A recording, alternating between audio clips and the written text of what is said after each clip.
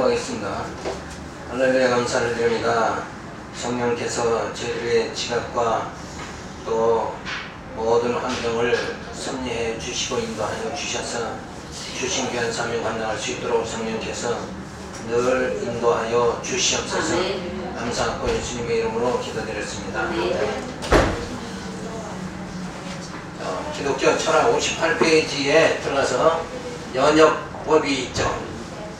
연역법에는 가언적 3단 논법이 있습니다. 가언적 판단을 전제로 하는 3단 논법, 즉 A가 B라면 C는 D다, A는 B다, 고로 C는 D다라는 식의 논법이다. 예를 들면 봄이 오면 제비가 날아온다. 대전제죠. 그리고 봄이 왔다. 소전제로 그러므로 제비가 날아온다 라는 결론이 주어지는 거예요. 그러니까 대전제가 주어지고 난 다음에 소전제 그리고 결론 이렇게 주어지는 거예요. 그러니까 아니 땡 굴뚝에 연기가 나겠느냐 뭐 그런 거죠. 그러니까 하나의 뭔가 전제가 있고 그 다음에 소전제가, 그러니까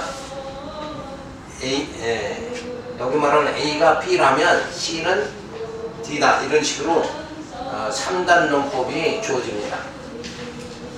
정언적 3단 논법을 보면 정언적 판단만을 전제로 하여 정언적 결론을 내리는 추리. 이를테면 모든 동물은 죽는다, 사람은 동물이다, 그러므로 사람은 죽는다 하는 따위다.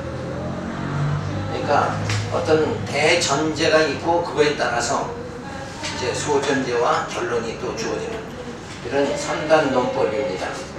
자, 이런 것은 이제 3단 논법은 이해를 더 빠르게 만드는 거예요. 그리고 확실하게 이게 분명한 것이다, 그러니까 이렇다, 이런 식으로 말하는 거죠. 근데 이 3단 논법은 다 논리적인 겁니다. 그러니까 이제 성경의 모든 내용도 이 논리적으로 구성되어 있는 거예요. 그러니까 이 무속 종교로 들어가면 논리 자체라는 게 없어요. 그냥 믿는다, 된다, 이런 식으로만 생각을 하지 뭔가 근거도 하나도 없는 거예요. 근데 우리 기독교는 근거가 분명한 거예요. 하나님께서 계획하시고 하나님의 뜻이 있죠. 만약에 미술가가, 화가가 화폭에다가 그림을 그린다 그럴 적에 벌써 이미 화폭의 어떤 그림이 그려지기 전에 어디에 먼저 있어요? 화가의 머릿속에 먼저 계획이 주어져 있어요. 그게 실제 화폭으로 화면에 나타나는 거지. 그러니까 그런 게 전부 하나님도 뜻을 가지셨어요. 그래서 그 뜻을, 하나님의 뜻, 그걸 이제 정하십니다. 작정이라고 그러죠. 작정하신 그 뜻이 그대로 어때요? 이 역사 속에 그대로 이루어지는 거예요. 그러니까 하나님께서 내가 메시아를 보내주겠다, 그럼 메시아 보내주겠다고 그 대전제가 있는 거예요. 그러니까 메시아가 오시기 위해서는 뭐예요? 하나님이 존재해야 되는 거죠. 그러니까 하나님께서 메시아를 보내주겠다 한 그대로 뭐예요? 메시아가 오시는 거예요. 근데 그 중간에 뭐예요? 선지자를 통해 가지고 예언하게 만든단 말이에요. 그러니까 하나님의 뜻이, 작정이 그대로 선지자로 하여금 예언되게 만들고 그 예언된 대로 나타나게, 역사 중에 나타나게 성취된다. 그래서 하나님의 언약이 성취된다, 이렇게 결론이 맺어지는 거죠. 그럼 땅끝까지 복음을 전하라, 예수님이 하셨는데, 예수님께서 땅끝까지 복음을 전하라 하는데 그 가운데 뭐가 있어요? 목회자, 사역자를 통해 가지고 하나님이 땅끝까지 전하도록 그렇게 만드신다. 그러니까 항시 어떤 결론에 도달하기까지는 뭔가 대전제가 주어지는 거예요. 그래서 그 뭐 말하면 원래 주최측이 있는 거죠. 주최측이 있고 그 다음에 어떤 뭐가 다 이루어지는 거죠, 행사가. 자, 그런 거를 말하는데 선언적 3단 논법은 전통적 형식, 논리화의 3단 논법이 하나, 선언적 판단을 대전제로 하고 소선제로서 그 선언지 가운데 하나를 긍정하거나 부정하여 결론을 이끌어내는 추리 방법을 이룬다. 그래서 만약 선언적이라는 말은 말을 이렇게 먼저 선언하는 거죠.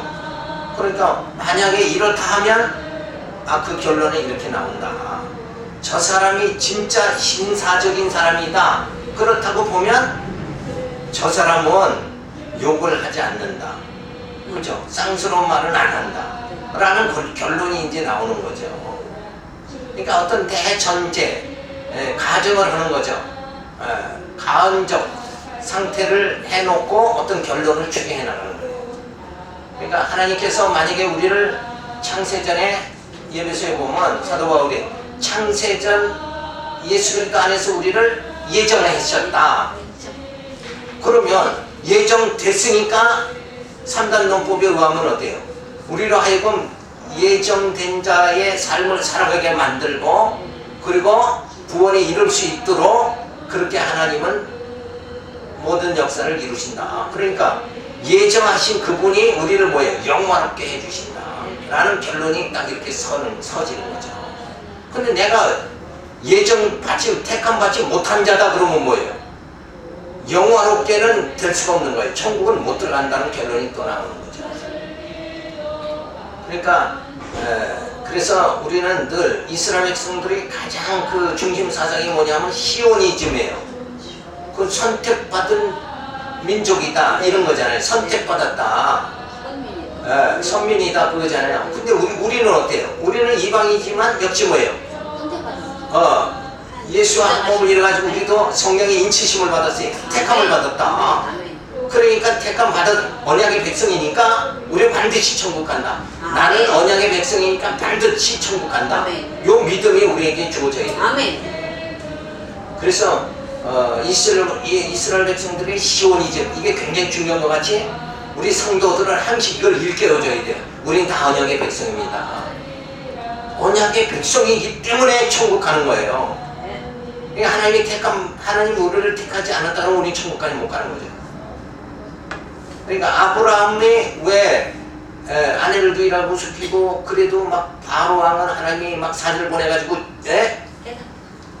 야단을 치고 아브라함은 그냥 복을 주시잖아요. 그게 왜 그런가? 오히려 죄진 건 거짓말한 거는 아브라함이고 바로 왕은 아무 잘못이 없어요. 성경 내용이 보면. 그런데도 야단은 바로가 맞고 축복은 아브라함이 받는다 이거. 왜 그런가? 원인이 뭐예요? 그렇지, 언약 백성이기 때문에 그렇다. 그러니까 하나님은 늘 행위를 보진 않고 이 언약을 중심으로 해서 축복해 주신다. 그러니까 내가 이 땅에서 실수와 허물을 예수 믿으면서 교회 생활하면서 실수와 허물이 많다고 할지라도 하나님은 언약 백성이기 때문에 축복해 주신다. 이런 사상으로 우리가 무장이 돼야 된다. 내가 잘하면 복받고 못하면 저주받고 이거는 어디서 말하는 거예요? 율법 안에서 주어지는 거지. 복음 새 언약 안에서는 언약 백성은 축복받는다 이렇게 나오는 거고 율법 안에서는 행한 대로 지키면 살고 어기면 뭐예요? 죽는다. 이게 법칙이 주어진다 이거예요. 그러니까 이게 엄청난 차이잖아요 결국은. 자, 그래서 3단 논법의 유머. 어떤 사람이 카페에 들어갔더니 애플파이를 주문했다. 이게 종업원이 파이를 가져오자 그는 변함과 마음이 달라졌다고 하며 파이를 물리고 브랜드 한 잔을 주문했다. 가지고 온 브랜드를 단숨에 들이킨 그는 카운터 앞을 그냥 지나쳐버렸다. 그러자 당황한 종업원이 쫓아가서 그를 붙잡았다. 손님, 브랜드 값을 치러야죠. 이 복에 대신 애플파이를 주지 않았느냐.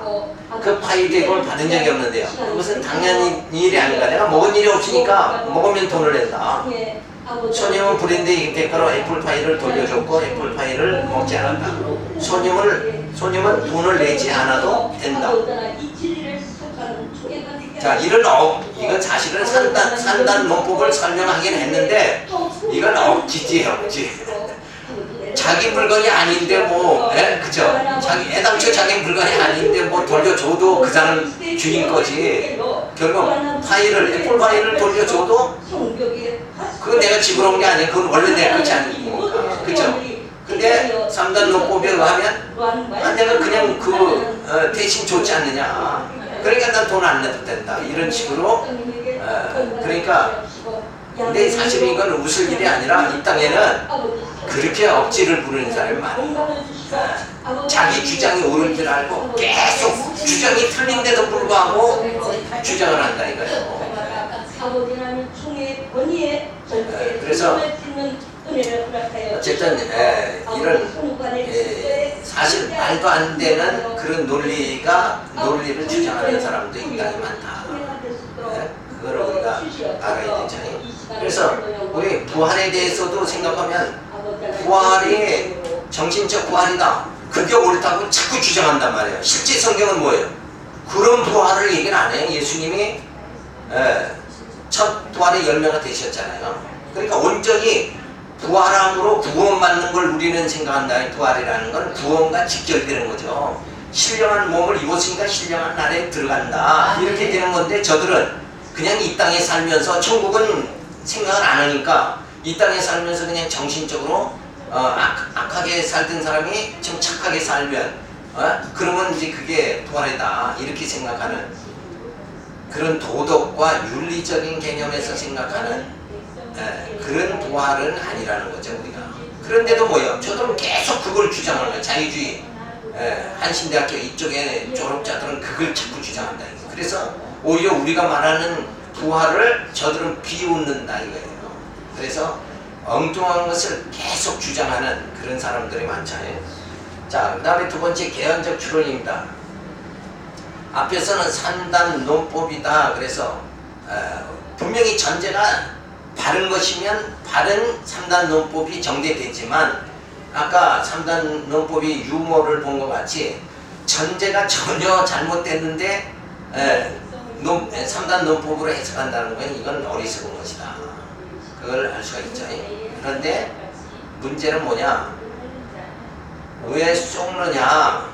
는 진리 자체를 모르니까 그게 속는 거란 말이에요. 그러니까 전제를 정확하게 알 수 있어야 돼. 그런데 전제를 모르면 그게 그런가? 그러고 그냥 넘어갈 수 있다 이거예요. 그러니까 우리가 이단들에게 잘 빠지는 이유가 뭔가? 성경을 바로 보고 진리가 무엇인가를 깨달으면 안 넘어가는 거예요. 그래서 귀신이 아무것도 아닌데 그거를 갖다가 뭐 쫓아낸다. 뭐 질병 쫓아낸다. 질병이나 귀신이나 이런 거는 다 부분적인 거예요. 우리 영혼이 죄로 인해서 죽느냐 사느냐 이게 본적으로 이게 대전제란 말이에요. 아멘.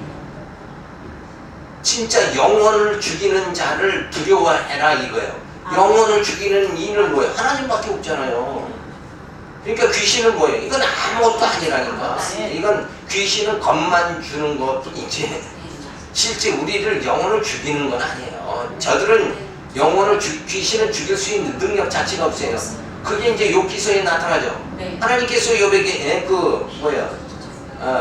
사탄에게 욥의 생명은 건드리지 말라. 이러니까 욥의 생명은 건드리지 못하잖아요. 그런데 욥을 그냥 막 헌대가 나서 몸이 망가지게 만들고 친구들이 배신하게 만들고 막 이래서 고통 주는 건 누가 다 했어요? 사탄이 다 한 거예요. 그러니까 하나님의 그 명령 하에서만 하나님의 뜻을 거스릴 수 없는 게 사탄이다. 그런데 우리는 뭐예요? 하나님의 자녀다 이거예요. 종보다는 종으로 부리는 게 천사나 사탄이잖아요. 그런데 우리는 하나님의 자녀가 됐으니까 아무런 관계가 없는 거예요. 우리가 오히려 뭐예요? 귀신을 명령해서 내쫓아고 이렇게 되는 거죠.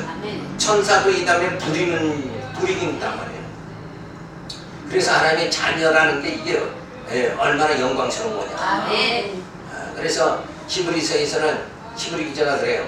야, 모세는 하나님 집의 종이고 그리고 예수님은 하나님의 집에 아들이 있다. 그럼 누가 뭘 하냐? 아들이 우월하지. 근데 아직은 뭐예요? 아들이 어렸을 때는 청지기의 보살핌을 받아야 되는, 명령을 받아야 돼요. 그러니까 우리가 신앙이 어렸을 때는 율법에 의해서 신앙생활을 해야 돼요. 그렇지만 우리가 장성하면 율법에 의해서 살아가는 것이 아니라 우리는 뭐예요? 복음에 의해서 신앙생활을 해야 된다. 그래서 시키는 대로 어렸을 때는 해야 되지만 이제는 뭐예요? 우리가 자원해서 해야 된다. 그죠? 그 자원하게 하는 것이 누구예요? 성령께서 우리를 인도해 주신다. 자, 그래서 개연적 출현이라는 건 뭐냐면 이거 너무 기니까 대략 보면 이제 하나의 개인적 출현은 귀납 출현과 연역 출현의 상호 문제점을 극복하기 위해 고안된 인식론적 논리 개념이다. 그래서 개연적이라는 것은 어떤 것을 딱 이렇게 꼬집어서 세밀하게 이렇게 어떤 주장을 펴나가는 게 아니라 개연적으로 보는 거예요. 전체를 파악을 해가지고 그 다음에 내가 이런 결론을 맺어야 되겠다. 이런 것이 이제 개연적 추론입니다. 그래서 전체의 허약성은 믿음을 무력하고 오류투성이로 확증하는 일종의 논리적 작업이다. 그런데 이 개연적, 좋은 게 좋은 거다 이런 사람들이 있잖아요. 그런데 개성이 뚜렷한 거예요. 내가 믿는 건 이거다. 진리는 이것이다. 이렇게 나와있지. 그냥 두루 보편적으로 그게 좋은 게 좋은 거다. 이런 식으로 나가면 안 된다. 그런 걸 이제 보고 아포리오와 아포스테리오리 두 가지인데 아포리오는 뭐냐면은 이성으로 모든 걸 갖다가 이렇게 추론하는 걸 말하는 거예요. 근데 아포스테리오는 경험이에요. 경험으로 이렇게 한다. 그러니까 여기는 우리가 신론을 따질 때 개연적으로는 범신론에 필요한 범신론이다 이렇게 본다 그러면 여기는 뭐예요? 이성으로 해석하는 거. 그 다음에는 뭐예요? 경험으로 해석하는 거. 이 경험으로 자꾸 빠지게 되면 결국 무속신앙이 돼버리고 마는 거예요.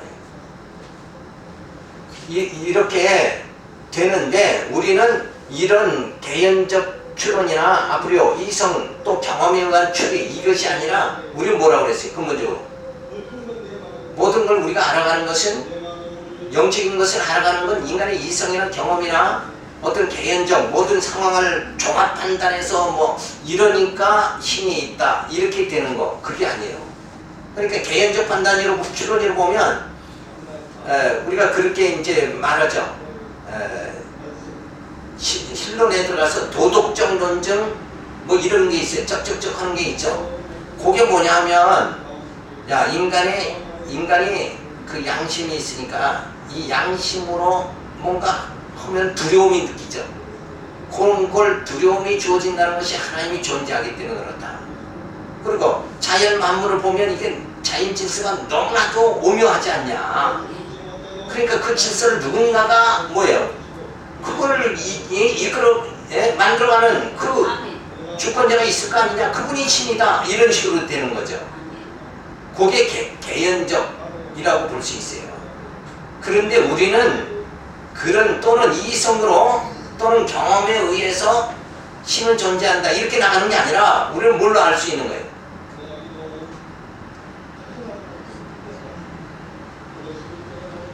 학문적인 용어가 얼른 생각이 안 나죠. 그게 뭐냐 우리가 늘 들었던 계시란 말이에요.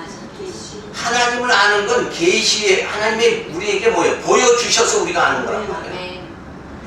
하나님을 알 수 있도록 누굴 보내요? 예수 그리스도를 보내고 성령을 보내서 성령이 나와 함께 할 적에 우리 영안이 뜨여져서 하나님을 볼 수 있는 거예요. 우리 지각이 열려가지고 하나님을 볼 수 있다 이거예요.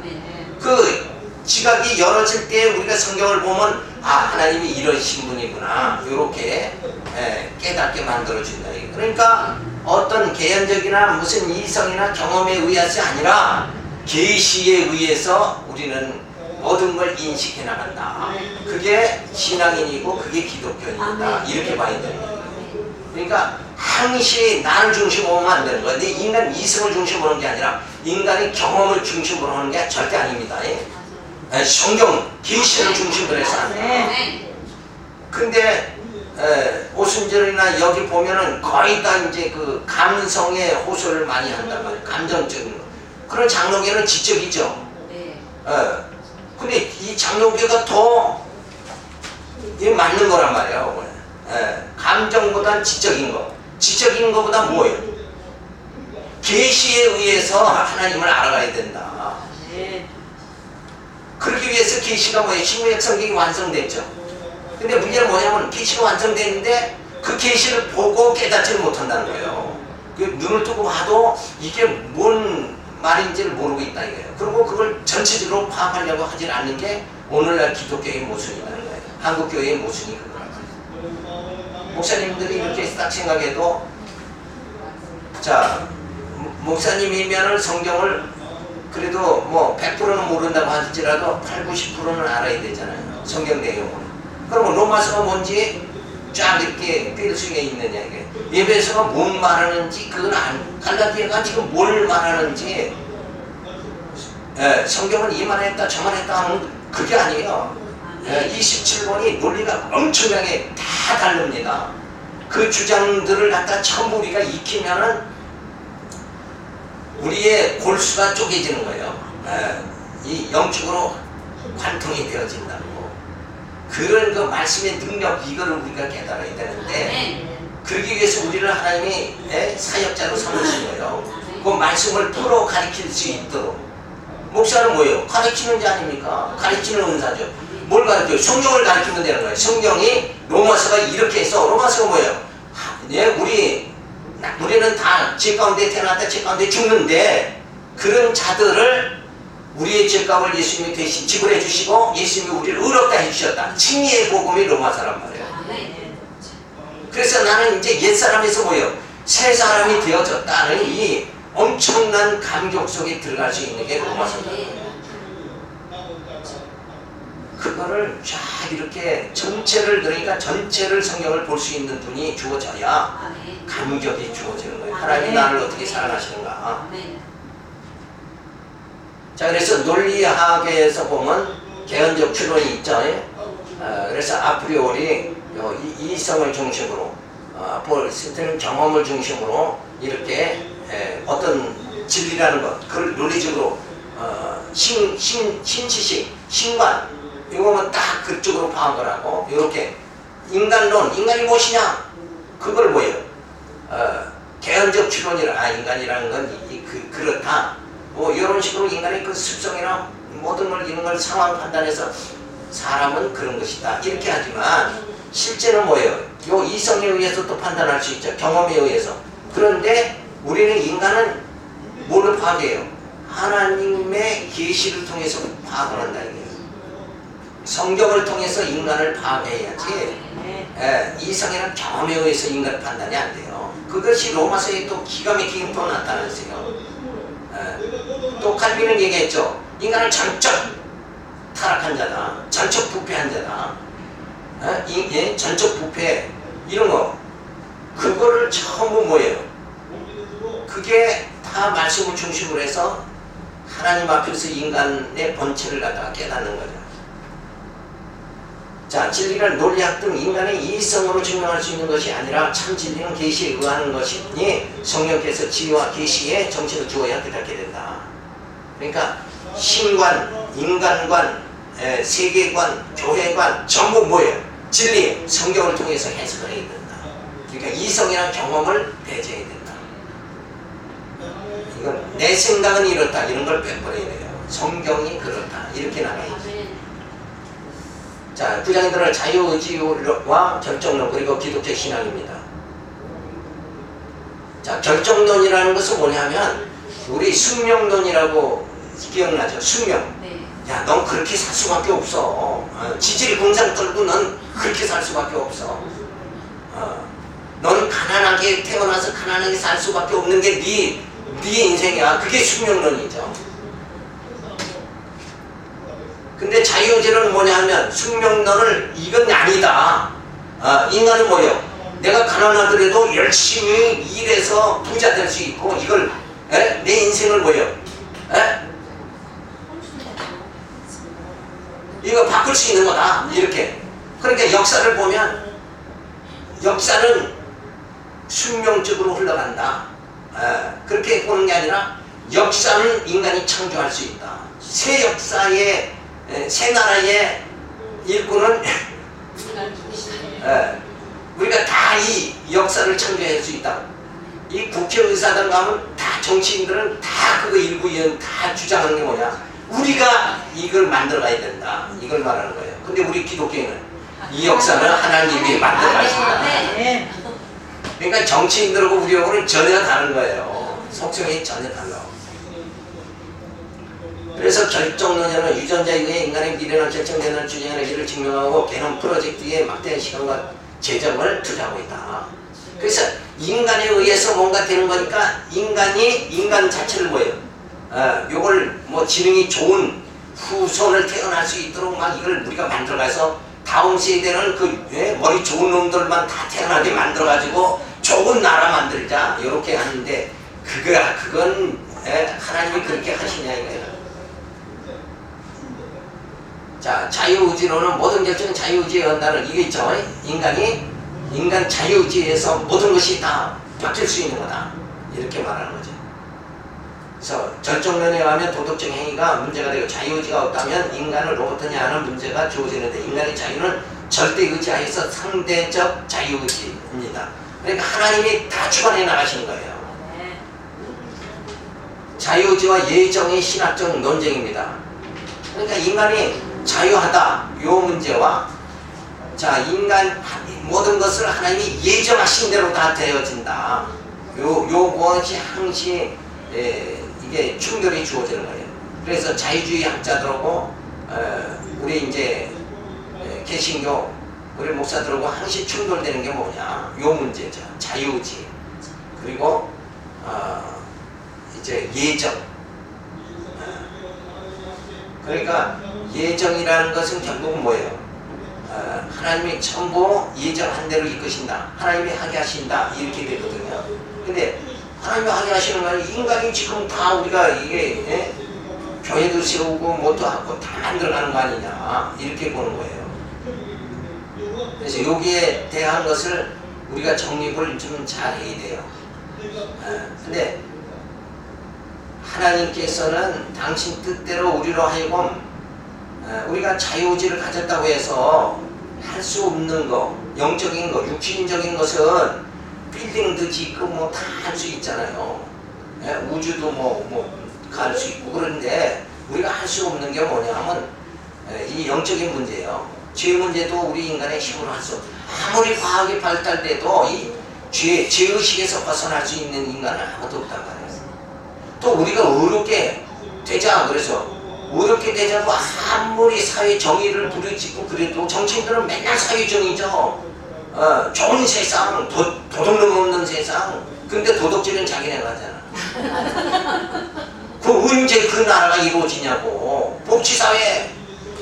그러면서도 막 뭐 재벌이 재벌되고 가난한 사람은 계속 가난해지고. 이런 부조리한 세상 그 자체는 인간이 어떻게 할 수가 없다. 그래서 하나님이 이 땅은 이 시간 세계는 그래서 나중에 다 불러 없애버리는 거예요. 그리고 평강의 나라, 하나님의 나라를 세워서 거기서 뭐예요? 그 나라 썩음을 당하지 않는, 부패하지 않는 그 나라, 부패하지 않은 사람들을 데려다가 거기서 부패하지 않는 나라를 세우는 게 하나님 나라랍니다. 그걸 어떻게 해요? 인간은 스스로 부패함을 버릴 수 있나? 이길 수 있나? 못해요. 우리 속에 뭐가 있어서? 탐욕이 있어서 안 된다니까. 탐욕, 그게 죄라니까. 죄 때문에 안 된다니까. 죄성을 안 가진 사람이 세상에 어딨냐 이거예요. 그런데 하나님은 우리를 이제 예수 그리스도 보내가지고 제사함받게 하고 성령을 보내가지고 이제 우리를 육신의 소유에서 뭐예요? 성령의 소유로 살아가게 우리를 예수 안에서 새로운 피조물이 되게 만드는 거예요. 이제는 너희는 옛사람이 아니라 뭐예요? 새 사람이다. 새 사람 되게 해서 새 나라, 하나님의 영원한 그 나라 들어가도록 그렇게 만드시는 거예요. 그러니까 그건 가능하다니까. 그렇죠? 그 일을 하나님이 하시는데 그 일에 우리를 뭐예요? 새 사람 만들어 가는데 우리를 사역자로 삼으셨다. 아멘. 그러니까 우리가 지금 목회라는 건 뭐예요? 사람을 새 사람 만드는 거예요. 아멘. 그 일을 열심히 해야 되는데 요 모인 사람을 통해서 내가 높아지려고 그러면 안 된다. 내가 성공하려고 그러면 안 되고 우리의 목적은 뭐예요? 예수의 사람을 하나하나 만들어가는 거예요. 아멘. 그죠? 그 치료한 안에 들어가서 살 수 있는 사람들을 지금 만들어가는 거란 말이에요. 그게 그러기 위해서는 뭐예요? 진리를 가르쳐야지 완전히 말씀으로 창조, 재창조의 역사가 주어져야 된다. 이 썩은 세상, 썩은 생각 다 버리게 만들고 우리 속에 있는 탐욕 요거 소멸되게 만들고 그리고 이제 그거 완전히 벗어난 우리 그래서 진짜 가난한 자 같으나 실상 부유한 자로 살아갈 수 있도록 아멘. 그렇게 만들어가는 거예요. 그러기 위해서 사도 바울은 내가 다시 가서 해산의 고통을 해야 되겠냐.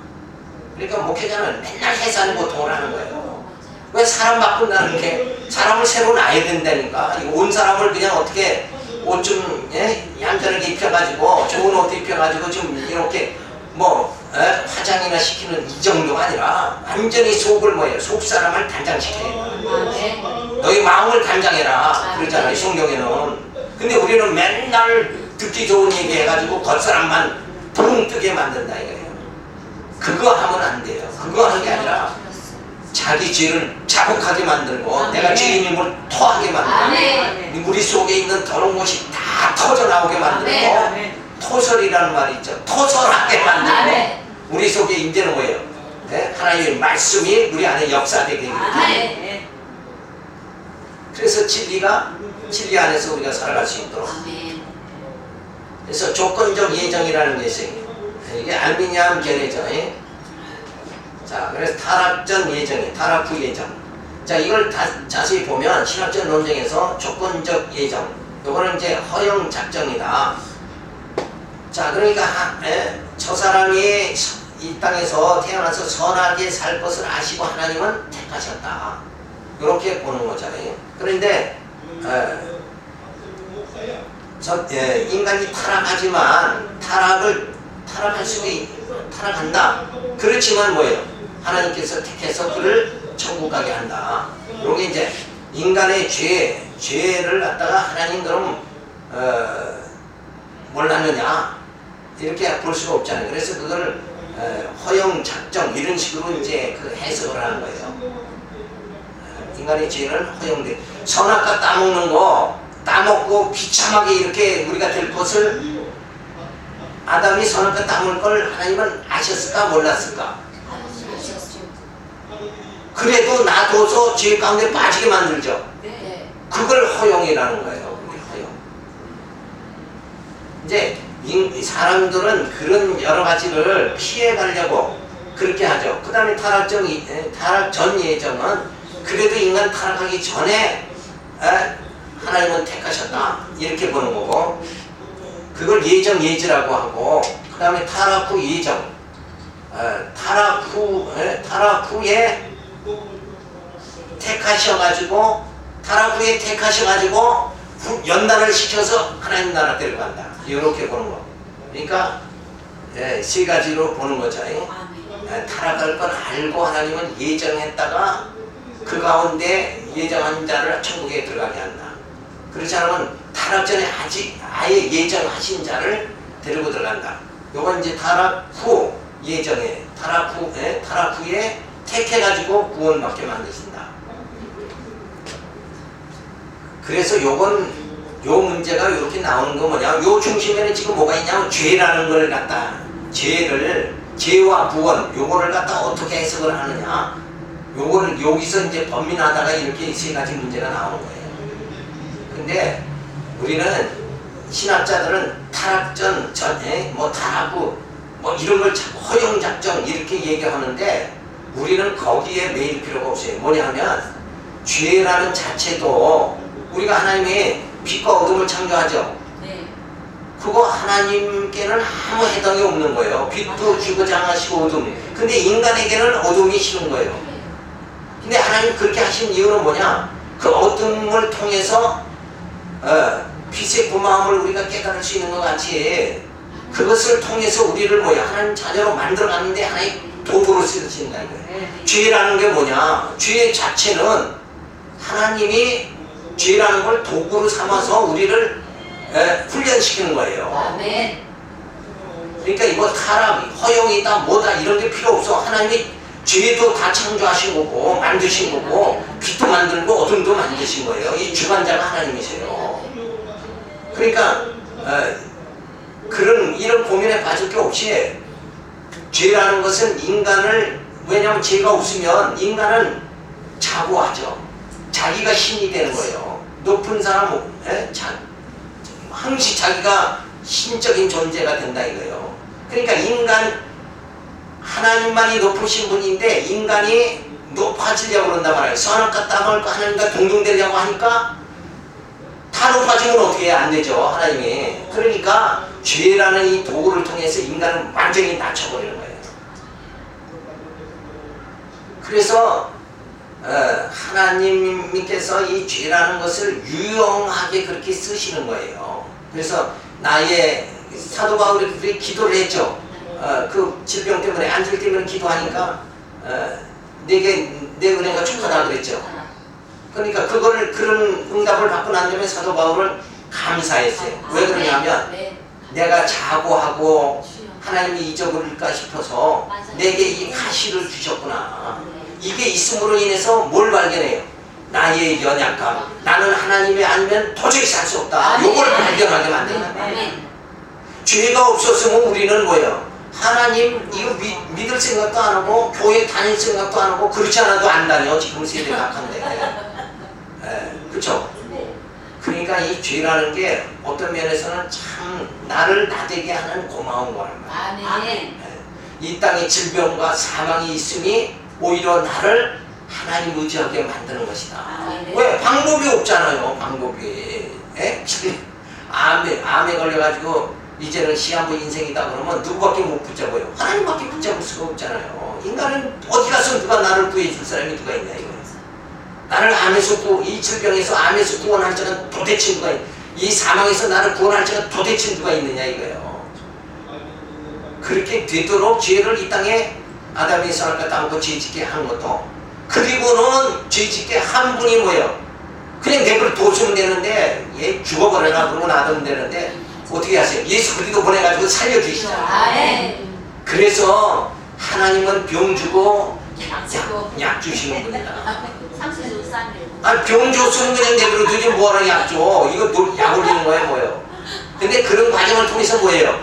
나를 하나님 자녀로 만들어주시다. 그게 없어요. 탕자가 한 바퀴 돌지 않으면 탕자가 아버지 사랑을 깨닫느냐 뭐예요. 탕자를 탕자답게 만든 건 한 바퀴 돈 거란 말이에요. 죄라는 건 뭐냐? 한 바퀴 도는 거다. 그걸 말이에요. 죄를 통해서 인간의 그 추한 모습, 이건 연약한 걸 깨닫게 만드는 거예요. 그런 게 약방에 감춰봤지. 우리 영적으로는 이 죄라는 게 엄청 고마운 거라니까. 이거 두려울 대상이 아니라, 두려움의 대상이 아니라 이건 진짜 감사합니다. 이 죄가 없었다면 내가 나를 볼 수 있겠습니까? 내가 하나님을 어떻게 알겠습니까? 하나님 내가 어떻게 의지하겠습니까? 나는 자고하고 내 힘으로 다 된다. 아까 말한 인간은 자유의지가 있다. 자유의지가 있으면 뭐래? 혼자 그렇게 될 수도 없고 죄도 해결할 수 없고 천국에 들어갈 수도 없고 구원받을 수도 없는데 우리 힘으로 할 수 있는 게 뭐가 있어요? 그거 다 할 수 있어야 뭐예요? 자유한 거예요. 그렇잖아요. 꽤 죽어버리면 자유한 게 아니지. 죽음을 이겨야 자유한 거지. 죽음을 이겨야 자유한 거예요. 그러니까 너희는 예수 안에서 이제 자유함 받았다 그런 게 뭐예요? 죽음을 이길 수 있기 때문에 부활의 몸을 입을 수 있다는 건 뭐예요? 죽음을 이기니까 자유한 거예요. 그냥 죽음이 점점 다가오잖아요. 우리가 산다는 건 죽으러 가는 거 아니에요 지금. 점점 나이 먹으면서 죽는 거예요. 지금 죽음이 점점 가까이 오는데 이거를 해결해 주신 분이 누구냐? 예수님입니다.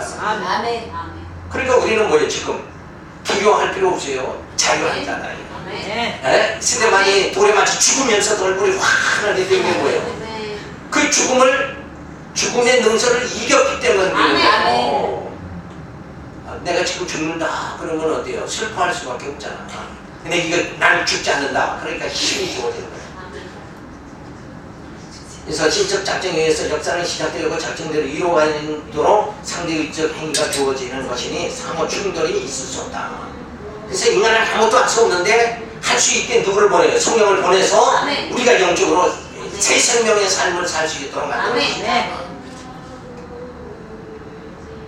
의지는 자유로운가? 우리를 괴롭히는 물음 중 하나가 바로 우리 의지가 정말 자유로운가 하는 거다. 이게 이제 앞에 설명이 다 됐으니까요. 자유의지와 신앙입니다. 그러니까 인간이 자유하냐? 그 다음에 신앙. 그러니까 하나님께서 우리를 영적으로 자유한 자 될 수 있도록 뭐예요? 우리 자체는 자유할 수 없는데, 죄 문제도 사망도 해결할 수 없는데, 그래서 사도 바울은 뭐예요? 나는 공고한 자가 이 사망의 몸에서 누가 나를 건져내랴 이렇게 했잖아요. 이건 자유하지 않은 거라니까. 그런데 우리는 자유하도록 뭐예요? 성령이 오셔서 우리를 뭐예요? 우리의 이 죄성을 다 소멸시켜버리고 우리는 자유한 자, 죽음도 이기는 자 만들어 주시잖아요. 이게 얼마나 행복한 거예요. 그래서 기독교 인간론에 따른 자유의지입니다. 원인. 그래서 인간은 어떻게 성경적으로 알 수 있냐? 원인. 타락하기 전에 아담의 모습, 그 다음에 타락인, 그 다음에 중생인, 그 다음에 영생인이 주어지는 거예요. 자, 부활의 신령한 몸을 입어서 이제는 영생하는 자가 되어지는 거예요. 영생인이 되어진다. 그러니까 우리 과정은 뭐예요? 지금 현재는 타락인으로, 그리고 예수 안에서 중생인으로, 그 다음에 이제 장차 영생인으로 우리가 살아가게 되어진다. 이게 인간관이다 이렇게 봐야 돼요. 인간은 그냥 죄 짓다가 그냥 죽는 거다 이렇게 생각, 비관적인 인간관을 갖는 것이 아니라, 그래서 인생은 뭐 될 대로 그냥 살자, 되는 대로 생긴 대로 살자. 근데 그게 비참한 거 아니에요. 근데 우리는 생긴 대로 사는 것이 아니라 뭐예요? 성령이 나를 새 사람을 만들어 가지고 성령의 의에서 소망 속에 살게 만들어요. 그래서 포스트 모더니즘이라는 게 뭐냐면 이성에 대한 불신, 진리에 대한 불신, 뭐 이런 언어에 대한 불신, 이런 사상을 가짐으로 인해서 뭐냐면 보편적인 진리 이거는 없는 거고 개인주의 완전히 빠지는 거예요. 포스트 모더니즘이라는 것은 결국은 뭐예요? 개인주의에 빠지는 거예요. 그러니까 내가 좋다 보는 게 다 선한 거죠. 자기 중심으로 빠지는 거예요. 그러니까 사랑을 해도 어떤 사람이 하면 그게 로맨스가 되고 어떤 사람이 하면 불륜이 되잖아요. 그런 그 가치 판단이 인간 중심, 완전히 개인 중심으로 빠지는 거예요. 이걸 포스트 모더니즘이라고 그래요. 자, 그래서 이 특성들을 보면 전체성보다는 부분성을 강조한 거예요. 그래서 자기 만족에 빠져버리는 거예요. 내가 만족하면 이게 가장 선한 것이다 이렇게 봐야 돼요. 그러니까 우리는 지금 윤리라는 거, 도덕이라는 거 있잖아요. 윤리, 도덕. 그래서 어린아이는 어른을 보면 인사를 해야 된다. 이런 게 이제 그 윤리관이잖아요. 이런 게 이제 도덕성, 윤리관이 다 무너져 버리는 거예요. 내가 왜 하느냐? 뭐 이렇게 되는 거예요. 반드시 어른에게 인사해야 되느냐? 이렇게 반론을 제기하는 거예요. 이렇게 이제 빗나가 버리는 그런 것이 이제, 왜냐면 내가 하기 싫으니까 나 하기 싫은 건 안 하는 게 그게 정당하다 이렇게 보는 거예요. 난 뭐든지 그런 윤리에 얽매이기 싫다 이렇게 돼버리는 거예요. 그런 게 이제 완전 개인화로 빠져버리고 하는 거예요. 보편성보다 개별성을 강조하죠. 이성보다는 감성이 더 강조를 두는 철학적 인식입니다. 동질성이 아니라 차이성을 강조합니다. 그래서 저 사람에게 일반적으로 다른 사람에게 안 좋은 것이라도 내게 좋으면 그게 참이다 이렇게 보는 거죠. 그러니까 자기 생각대로 막 살아가는 거예요. 그러니까 지금 세상이 굉장히 무서운 거예요. 젊은 사람들한테 건드리면 안 돼요. 그냥 뭐 왜 학생들이 담배 피지 이랬다가 맞아주는 사람이 있잖아요. 왜? 그 담배 피는 거 자기네들은 정당하다는 거지. 그게 나쁘다. 근데 우리가 봤기에는 뭐예요? 아직 학생이 담배 피는 건 이건 안 좋다. 이게 뭐예요? 윤리관이잖아요. 윤리관보다 개인주의가 더 정당하다 이렇게 생각하기 때문에 뭐라고 잔소리하면 때려 죽인다니까. 쳐다보면 죽는 거예요. 왜 쳐다봤어 이러고는 때리잖아. 그러니까 이런 보편적인 거 이거를 다 부인해버리고 하는 거죠. 그러니까 이런 사상을 가지면 결국 하나님 중심으로 될 수 있느냐? 그게 아니에요. 나 좋은 대로 살아가는 거지. 자, 포스트 모더니즘이라는 게 부분성을 강조하고 개별성을 강조하고 차이성을 강조합니다. 그러면서 이제 다원성을 강조해요. 이게 문제죠. 다원성을 강조하는 거예요. 그래서 모든 종교가 다 일반이다. 다 그리스도 안에만 구원이 있는 게 아니라 그리스도 밖에도 구원이 있다. 불교에도 구원이 있고 이슬람교에도 구원이 있다. 이런 식으로 주장하는 거예요. 그게 이제 개인주의가 아주 극도로 아주 심각하게 되는 경우가 그런 거예요. 그러니까 내가 좋은 종교에는 다 구원이 있다 이렇게 보는 거죠. 자기 중심으로 이렇게 보는 게 자, 그래서 기독교는 부활의 종교로서 특성이 있으며 하나님의 창조, 섭리, 심판의 모든 사역이 언약과 성취의 진리로 증명되고 있다. 그러니까 이런 포스트 모더니즘, 종교다원주의 이런 것보다 그런 거에 우리가 현혹될 것이 아니라 우리는 뭐예요? 진리, 성경에 의해서 살아야 된다. 그러니까 인간이 좋다고 해서 그게 진리가 아니라 하나님 편에서 봐야 되는 거예요. 그러니까 인간은 자기 즐거운 대로 나를 어떻게 하면 기쁘게 할까 이러고 인간들은 살아가지만 원래 인간의 창조 목적이 뭐예요? 하나님을 찬양하는 거잖아요. 하나님께 영광을 돌리는 거예요.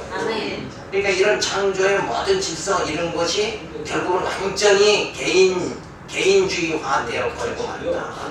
이렇게 볼 수가 있는 거예요. 그러니까 어쨌든 이번 학기에 우리가 기독교 철학 그냥 뭐 자세히는 못했고 그냥 얼추 맛을 봤지만은 어쨌든 이 논리적으로 우리가 살펴볼 수 모든 사물을 논리적으로 좀 이렇게 근거 있이 살펴볼 수 있는 이런 자세 이런 게 이제 기독교 철학에서 주어져야 돼요. 그래서 우리가 그런 면에서 이제 성경도 논리적으로 해석을 해야 된다. 우리 기독교인들은 예수님이 증인이죠. 증인이 하는 게 뭔가 말을 이만했다 저만했다 하면 증인이 될 수가 없어요. 논리적이어야지. 확실히. 그래서 일단은 성경을 정확하게 깨달아서 성경에 의해서 이 논리적인 이런 자세가 주어져야 돼요. 목회자들은 특별히 우리가 왜냐면 믿지 못하는 사람들이 얘기를 하면 변론이 되죠. 변론을 이길 수 있는 건 뭐냐면 논리로 이겨야 되는 거예요. 논리가 아니면 변론을 이길 수가 없잖아요. 하나님이 살아계신가? 당신은 하나님이 살아계시다고 믿습니까? 그러면 하나님이 살아계심으로 뭘로 증명하느냐 이거예요. 거기서 이제 논리가 중요한 거예요. 거기서 이제 아까 말한 대로 뭐 철학적으로 산단 논법도 필요한 거예요. 자, 살아있는 사람은 말을 한다. 그 말이 이 역사 속에 이루어진다. 그렇다고 보면 그분은 살아있다. 이렇게 봐야 되거든요. 산단 논법은. 근데 그대로 되어지죠. 하나님은 예수 그리스도를 보내준다. 약속한 대로 예수님이 오셨고, 그죠? 그리고 예수님이 오셔서 이제 내가 가서 보이사 성령을 보내주겠다 하는 약속대로 보이사 성령이 왔어요. 그러니까 그 약속이 그대로 이루어지는 걸 보니까 그분은 뭐예요? 살아계신 분이다. 이렇게 되는 거죠. 죽은 자는 말 못하잖아요. 하나님이 비록 영적인 분이니까 우리 눈으로 육체인 눈으로 보지 못하지만 하나님 말씀하신 게 이 역사 속에 뭐예요? 그대로 지금 이루어져 가고 있잖아요. 아멘.